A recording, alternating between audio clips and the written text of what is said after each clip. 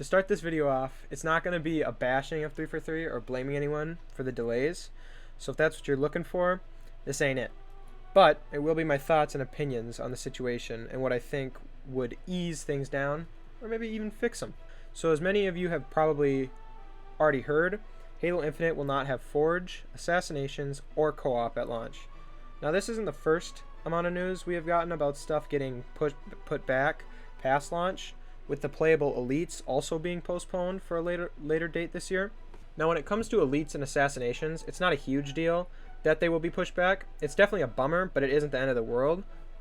But with Forge and co-op being both staples in the Halo franchise, and co-op being something that should be like a top 5 of features you add into a game nowadays, that is where 343 starts to run into some pretty big problems with me. Now for me personally, I'm not too bummed about any of these delays except for co-op a little, but I will probably gonna play through the campaign solo anyways, so it's not a huge deal to me, but it's still definitely a big blow to the community. But it makes you wonder if 343 has learned anything about marketing and game releases, because a huge reason why Halo 5 was so disliked was because at launch it was bare bones with little content, and Halo Infinite not even having co-op makes you wonder if it will even be more content than what Halo 5 launched at. I'm just worried about if Halo Infinite will have Firefight, Infection, and other modes that help give the game more content, like Halo 5 had other modes that previous Halos didn't, and that did help the content just a little bit, especially because of the $60 price tag just for the campaign. I mean, that they're saying that this, just for the campaign and all its accompanying modes,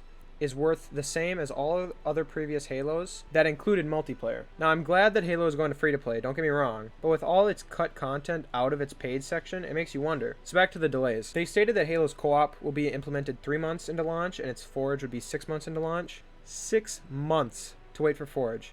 That is about 2 times the length that it took for Halo 5 to implement it. And they have had way longer to add things like this into the game, especially with the delay later last year. The big question is, should they delay Halo again? For me personally, I think yes, but that's also a very hesitant yes. The reason is that whenever you delay a game, not only do expectations go up, but also the game is more out of date.